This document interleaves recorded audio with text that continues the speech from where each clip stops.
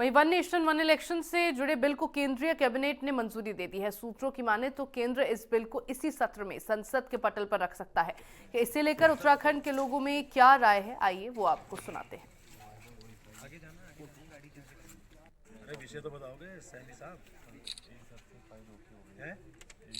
आज देश में वन नेशन वन इलेक्शन की बात चल रही है।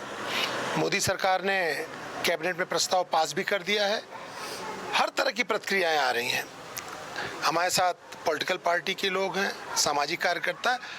हम उनसे जानेंगे कि वन नेशन वन इलेक्शन की इनकी क्या राय है। वन नेशन वन इलेक्शन, इस पे आप लोग क्या सोचते हैं? देखिए भाई साहब, वन नेशन वन इलेक्शन की जब बात हो रही है तो निश्चित रूप से कुछ फायदे भी उसमें दिख रहे हैं। ऐसा नहीं है, अगर सरकार इस तरफ बढ़ रही है उसके पीछे निश्चित रूप से जो खर्चे जो होते हैं, जो देश में जब भी चुनाव होता है, अगर वो चुनाव अलग अलग चुनाव अगर कराए जा रहे हैं तो निश्चित रूप से खर्च का जो बोझ जो होता है वो निश्चित रूप से बढ़ता है सरकार को। एक बात मैं रख रहा हूं जी जी, लेकिन अभी सबसे बड़ी बात यह है कि सरकार से सवाल इसलिए भाजपा से बनते हैं कि आप वन नेशन वन इलेक्शन की तरफ बढ़ तो रहे हैं, लेकिन आप सिद्ध ये कर रहे हैं, अगर उत्तराखंड में हम लेके चल रहे हैं, उत्तराखंड एक स्टेट एक राज्य है, भाजपा शासित है। निश्चित रूप से आज स्थितियां ये हैं चुनाव की, आप स्वयं सोचिए कि आप निकाय चुनाव जो है लगभग 1 वर्ष पूर्ण हो चुका है, लिंगर ऑन पे लिंगर ऑन हो रहा है। कई रीजन्स इन्होंने दिए हैं, विदिन 6 मंथ चुनाव कराना होता है, कोर्ट सख्त टिप्पणी करता है, तब भी आप चुनाव की तरफ नहीं बढ़ते हैं। आज पंचायत चुनाव नहीं हो पा रहे हैं, छोटी सरकारों का गठन न होना, आप स्वयं सोचिए। एक बहुत बड़ा दंश जो है, एक लोकल जो नगर पालिका हो, नगर निगम हो, नगर पंचायत हो, छोटी सरकारों का गठन न होना, तो जनमानस निश्चित रूप से कष्ट में है, परेशानी की मुद्रा में है। इसके अलावा आप छात्र संघ चुनाव स्वयं सोचिए। आप छात्र संघ चुनाव में क्या होता है कि छात्र अपने जीवन में अगर पॉलिटिकली अगर वो कहीं पार्टिसिपेशन देना चाहता है, उसकी शुरुआत होती है। छात्र संघ के चुनाव ना होना, आप स्वयं सोचिए क्या स्थितियां बना रखी है। लेकिन आप जो है लेकिन आज बात हो रहा है अगर वन नेशन वन इलेक्शन का, और आप देखिए, अगर आप देखते हैं तो 12 महीने कहीं ना कहीं चुनाव चलता रहता है, पैसे भी खर्च होते हैं, विकास कार्य भी अवरुद्ध होते हैं। ऐसे में अगर ये होता है तो मैं समझ से बहुत सी चीजें बचेंगी। मैं लौटूंगा आपके पास, क्योंकि एक बात रखना चाहूंगा संजय जी, इसमें सबसे बड़ी बात क्या है, आपके पास मैन पावर कितनी। अब ये बात जो है निश्चित रूप से इस तरफ भी बढ़ेगी। जब वन नेशन वन इलेक्शन की बात होगी, सारे चुनावों को आप इकट्ठा लेके चलोगे तो आपके पास मैन पावर कितनी है, ये आपको जरूर देखना होगा। चलिए ठीक है, केवल मैन पावर की अगर बात की जाए तो सही है, लेकिन बहुत सी चीज़ें हैं। ईवीएम की भी बात देखा जाए, सुरक्षा की बात देखा जाए। सतवीर जी, भारतीय जनता पार्टी से आप हैं, वन नेशन वन इलेक्शन की बात हुई और चारों तरफ इसका स्वागत भी हो रहा है, विरोध भी हो रहा है, जैसा भाई साहब ने कहा। और ऐसे में एकाएक चुनाव में जाना या चुनाव की बात करना, क्या लगता है कि इस समय सही है? देखिए, आपको समझना होगा, कोई भी जो देश होता है, राज्य होता है, राष्ट्र होता है, उसकी एक अपनी संस्कृति, एक प्रवृत्ति होती है और जन भावनाओं के आधार पर देश चलता है। जब ये देश गुलामी के कालखंड में था तो हमने देखा कि कई हम पे आक्रमण हुए, मुगल आए, डच आए, फ्रांस के आए, अंग्रेज़ों ने कई वर्षों तक हम पे राज किया।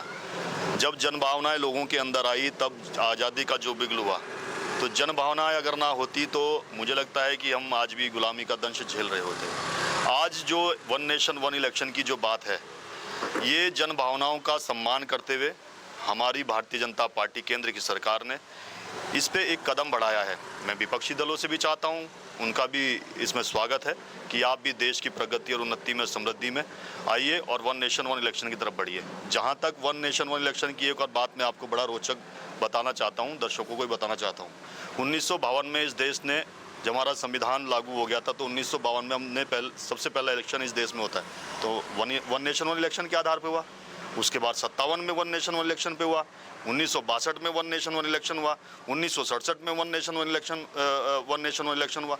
मेरा कहने का ये है कि जो संविधान निर्माता जो थे उस समय के जो लोग थे जिन्होंने इस बात का गहनता से अध्ययन किया होगा कि वन नेशन वन इलेक्शन इस देश की आवश्यकता है, देश की आवश्यकता के साथ साथ सुनहरे भविष्य के लिए भी एक बहुत बड़ा कदम है। 67 तक हुए, मैंने बताया आपको 20 साल तक हम वन नेशन वन इलेक्शन के हिसाब से इस देश में के अंदर चुनाव होते रहे। एकाएक ऐसा क्या होता है कि 67 के बाद 68-69 में कुछ विधानसभाओं की कुछ राज्यों की विधानसभाओं को भंग कर दिया जाता है। 1971 में फिर ऐसा क्या होता है कि लोकसभा के चुनाव पहले कर दिए जाते हैं। उसका मूल कारण आपको समझना होगा कि उसके मूल में और जाना होगा आपको। वो उसका मूल ये था कि जब कांग्रेस की अपनी जड़ें कमज़ोर होने लगी, जनसंघ मजबूत होने लगा, क्षेत्रीय दल मजबूत होने लगे, अन्य जो दल है जो मजबूत होने लगे, जो राज्य से लेके राष्ट्रीय स्तर तक उनकी अपनी पकड़ बनती रही, उसके बाद कांग्रेस ने बड़ा गहनता से इसको समाप्त करा। धीरे धीरे पहले विधानसभाओं में विघ्न डाला, वहाँ की विधानसभाएं भंग करी, उसके बाद नेशनल लेवल पे किया। आज फिर से वही मांग उठी है और ये जन भावनाओं का आधार करते हुए भारतीय जनता पार्टी ने वन नेशन वन इलेक्शन की तरफ और बढ़ी है। मैंने बड़े हृदय से कहा कि बड़े मन से सबको आना चाहिए, देश की प्रगति में सबको आना चाहिए। आप समझिए कि हमारा सुरक्षा बल जो देश की सीमाओं की सुरक्षा के लिए है, उसको चुनाव की ड्यूटी में लगाना पड़ता है।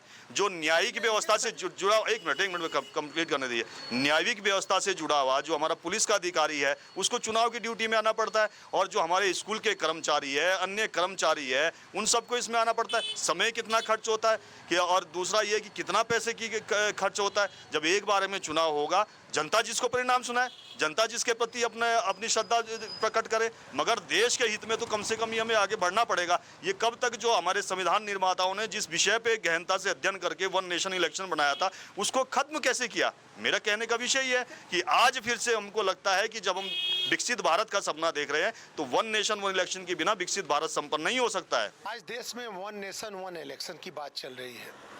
मोदी सरकार ने कैबिनेट में प्रस्ताव पास भी कर दिया है। हर तरह की प्रतिक्रियाएं आ रही हैं। हमारे साथ पॉलिटिकल पार्टी के लोग हैं, सामाजिक कार्यकर्ता। हम उनसे जानेंगे कि वन नेशन वन इलेक्शन की इनकी क्या राय है। वन नेशन वन इलेक्शन, इस पे आप लोग क्या सोचते हैं? देखिए भाई साहब, वन नेशन वन इलेक्शन की जब बात हो रही है तो निश्चित रूप से कुछ फायदे भी उसमें दिख रहे हैं। ऐसा नहीं है, अगर सरकार इस तरफ बढ़ रही है उसके पीछे निश्चित रूप से जो खर्चे जो होते हैं, जो देश में जब भी चुनाव होता है, अगर वो चुनाव अलग अलग चुनाव अगर कराए जा रहे हैं तो निश्चित रूप से खर्च का जो बोझ जो होता है वो निश्चित रूप से बढ़ता है। सरकार, एक बात मैं रख रहा हूँ जी जी, लेकिन अभी सबसे बड़ी बात यह है कि सरकार से सवाल इसलिए भाजपा से बनते हैं की बात देखा जाए। सतवीर जी, भारतीय जनता पार्टी से आप हैं, वन नेशन वन इलेक्शन की बात हुई और मातृशक्ति है, बहुत महत्वपूर्ण रोल रहा है उत्तराखंड को मातृशक्तियों को बनाने में। Uma ji, one nation one election विरोध भी है, समर्थन भी है। इसमें महिलाएं क्या चाहती है? वे काफ़ी बड़ी सामाजिक कार्यकर्ता भी हैं, तो इसमें जो महिलाओं का रोल है, जैसे उत्तराखंड को बनाने में रहा और कई चीज़ों में आप देखते होंगे कि मातृशक्तियाँ आगे रहती हैं, तो उसमें आपका क्या कहना है? देखिए, अभी मैं अपने भाई बीजेपी के जो प्रवक्ता महोदय हैं, मैं उनकी बात सुन रही थी। उन्होंने कहा कि जन भावनाओं का सम्मान रखते हुए मोदी जी और ये हमारी जो केंद्र सरकार है वो वन नेशन वन इलेक्शन की बात करती है। मुझे इस तरह का कोई आंदोलन सड़कों पर नज़र नहीं आ रहा जहाँ पर कि जनता अपने घरों से निकलकर सामने आकर खड़ी हो गई हो कि हमें एक इलेक्शन चाहिए। तो सबसे पहले तो जनता की तरफ से कहीं कोई क्वेश्चन नहीं है। अगर एक मातृशक्ति के रूप में आज आप मेरे से क्वेश्चन पूछते हैं तो एक माता के लिए सबसे ज़्यादा ज़रूरी है हमारे देश की महिलाओं के लिए कि महंगाई कम हो, जिसके बारे में कहीं कोई बात नहीं है। किसानों के मुद्दे हैं, वो किसान आंदोलित है, बार बार जाकर दिल्ली की तरफ कूच हो रहा है, वो सब हम लोग देखते हैं। एक महिला के रूप में मेरे मन में ये विचार आता है कि अगर शायद किसानों की प्रॉब्लम कुछ हल हो जाए तो हो सकता है कि महंगाई कुछ कम हो जाए और मेरे घर की रसोई में जो खर्चा है वो कुछ कम हो जाए। अरे विषय तो बताओगे सैनी साहब? हैं? ठीक है, सैनी साहब बताओ। ये माननीय प्रधानमंत्री आदरणीय मोदी साहब इस प्रकार से नवाचार के नाते जाने जाते हैं और नवाचार इन्हीं का आवश्यकता भी लगती है। जिस प्रकार से एक देश एक चुनाव यदि होगा तो निश्चित रूप से पूरे देश भर में एक रूपता भी कहीं आएगी, और साथ में जो चुनावी खर्चे हैं, साथ में जो आचार संहिताओं की जो समस्याएं हैं, विकास कार्य जो प्रभावित होते हैं, तो मैं समझता हूँ ये अति आवश्यक है। 1967 से पहले ये पहले से एक रूपता थी, एक देश एक चुनाव के माध्यम से पूरे देश भर में चुनाव होते थे। लेकिन जिस प्रकार से 67 के बाद इसमें एक रूपता खत्म हुई, और तब से लेके आप ये भी जान सकते हैं कि आज लोकसभा का चुनाव है, फिर विधानसभा का चुनाव है, फिर अन्य चुनाव है, उसको लेके बहुत ज़्यादा समस्याएं पैदा होती है। और आप ये भी जानते हैं कि कितना बड़ा खर्चा किसी एक चुनाव में होता है, तो उसमें खर्चों में भी बहुत ज़्यादा रुकावट आएगी, और जनता में भी, जो जनता हर रोज़ इसका एक समस्या जिनके सामने आते हैं, उसमें भी उनको राहत मिले। देखिए, सुनने में भी ठीक है और अच्छा भी है, लेकिन क्या हमारा मैकेनिज़्म उसके लिए तैयार है?